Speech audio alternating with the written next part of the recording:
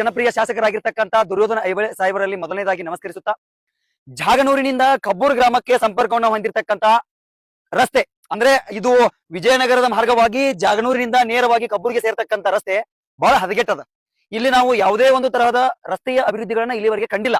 ಕಾರಣ ಜನರ ಒಂದು ಕೋರಿಕೆ ಮೇರೆಗೆ, ಅವರ ಒಂದು ಒತ್ತಾಯದ ಮೇರೆಗೆ ತಾವು ಇಲ್ಲೇನು ಕಾಣಕತ್ತದ ಈ ರಸ್ತೆಯ ಅಗಲೀಕರಣ ಆಗಬೇಕು. ಅಗಲೀಕರಣವನ್ನ ನಂತರ ಮಾಡೋದಾದ್ರೂ ತುರ್ತಾಗಿ ಯಾವುದೇ ಒಂದು ಪರಿಸ್ಥಿತಿಯಲ್ಲಿ ಟೆಂಡರ್ ಅನ್ನ ಕೊಡೋದ್ರ ಮುಖಾಂತರ ನೋಡ್ರಿ, ಅದು ಗಾಡಿ ಹೊಂಟದ, ಗಾಡಿಯ ಸಾಟ ನೆಲಕತ್ತಾಗತ್ತದ. ಅಷ್ಟೊಂದು ಆ ಕಡೆ ಈ ಕಡೆ ತೆಗ್ಗುಗಳು ಬಿದ್ದವ. ಶಾಸಕರು ಅಭಿವೃದ್ಧಿ ಹರಿಕಾರರ ಅಂತೇಳಿ ಜನರ ಮನಸ್ಸಿನೊಳಗೆ ಉಳ್ಕೊಂಡಿರಿ.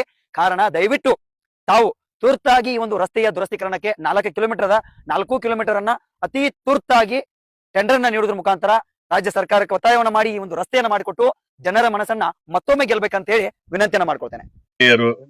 ಎಲ್ಲ ಪತ್ರಿಕಾ ಮಾಧ್ಯಮಿತರು ಎಲ್ಲರಿಗೂ ಕೂಡ ನಮಸ್ಕರಿಸಿ, ಇದೊಂದು ವಿಶೇಷ ಅನುದಾನದೊಳಗ 60 ಲಕ್ಷ ರೂಪಾಯಿ ಒಂದು ಇವತ್ತು ಭೂಮಿ ಪೂಜೆ ಮಾಡಿದೆವು. ಆದರೂ ಕೂಡ ಈ ರಸ್ತೆ ಮುಗಿಯಂಗಿಲ್ಲ. ಇನ್ನೂ ಮತ್ತ ಪ್ರಯತ್ನ ಮಾಡಿ ಇನ್ನೂ ತಂದ ಕೊಟ್ಟು ಈ ರಸ್ತೆಯನ್ನ ಕಬ್ಬೂರು ಜಾಗ ತನಕ ಕಂಪ್ಲೀಟ್ ಮಾಡುವಂತ ಜವಾಬ್ದಾರಿ ನಂದೈತಿ.